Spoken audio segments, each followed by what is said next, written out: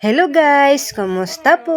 So, ayan, nandito kami sa bahay. Umuwi muna kami pagkatapos ng New Year. So, ayan, kasi nga magpapalit tayo ng cortina at naglinis din kami dito. So, medyo matagal-tagal din kasi kami hindi nakakauwi dito sa bahay.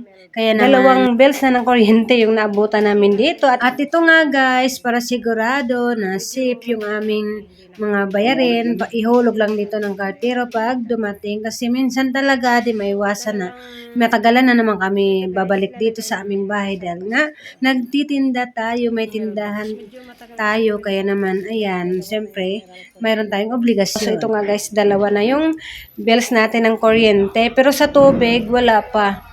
Wala akong nakuha. So, ayan guys, yung ating babayaran. Kaya umuwi kami dito dahil kukunin namin itong mga bayarin natin. At syempre, para maglinis din dito sa bahay. So, ito nga yung babayaran natin guys. Konti lang naman kasi hindi pa naman kami nag-stay. 77 yung isa and then dito sa isa naman ay 101. Yun yung babayaran natin. O diba? Kaya, ayan guys, akala ko nga nung natulog ako kagabi, akala ko nasa tindahan pa rin ako. Kasi nga may sumisigaw na pabili, naalimpungatan ako. Nakalimutan ko guys, nandito pala kami sa bahay. Akala ko nasa tindahan kasi nga yung harap ng bahay namin dito guys ay tindahan. Kaya may tumatawag na pabili ng pabili. Akala ko naman may bumili sa tindahan namin. Nakalimutan ko na nandito pala ako sa bahay. No? Sarap ng tulog kasi natin kagabi, no?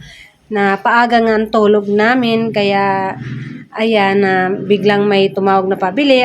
Naalimpungatan ako, bigla tuloy akong nagising. So, ito nga guys, nagtulong-tulong kami dito sa paglilinis ng bahay namin at pagpapalit ng cortina. Tumutulong talaga si Bunso guys. Talaga naman itong assistant ko. Ayaw talaga magpapahuli.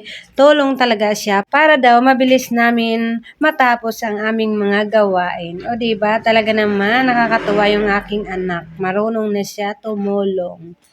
So, ayan guys, ngayon lang kami nakapaglinis at nakapagpalit kasi ngayon lang kami nakauwi kasi busy pa kasi kami nung Pasko and then yung bagong taon sa pagtitinda kasi siyempre pag may tindahan tayo, may obligasyon tayo sa ating mga customer kaya hindi dapat tayo mag-relax-relax. Kaya ngayon, bawi muna kami guys. Mag-relax muna ang inyong katindera. Dito muna kami sa aming bahay. Umuwi muna kami dito guys. Kaya naman, sarado muna ang ating tindahan. At syempre, kailangan muna natin mag-relax bago ang pasukan. Kasi malapit na naman ang pasukan, guys. So, ito na naman ang yung lagyan namin ng cortina, guys, dito. So, ayan nga, di nga bagay. Tinry nga namin lagyan ng cortina to, guys. So, hindi nga bagay, ang maiksi yung nabili namin ng cortina, kaya ang gawin na lang natin, ilagay na lang namin sa may kusina.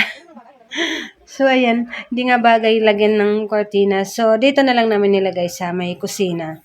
Para, ayan, maganda. Kasi ang lakas ng hangin dito, talagang ang lamig. Ang sarap talaga matulog. Talagang makakapag-relax tayo, no? Kasi tahimik, talagang, ayan, talagang nakaka-relax, no? Kaya, ayan, masarap lang sa pakiramdam na ayan, nakikita natin yung mga pinaghirapan natin na mayroon na tayong mauwi ang bahay, na mayroon na tayong kung gusto natin mag-relax, mayroon tayong mauwian, no? Kaya maganda talaga na, ayan, na matuto tayong mag-ipon, no, guys, para pag may bibilhin tayo ay mabibili natin. Kaya, hindi lang ako makapaniwala guys na dati ko lang itong pangarap na magkaroon ng sariling bahay. So, pag may pangarap ka talaga na gustong-gusto mong maabot, gustong-gusto mong makamit, so talagang mangyayari yun guys. Basta, samahan lang talaga natin ng dasal at sabayan ng sipag at tiyaga. Ayan.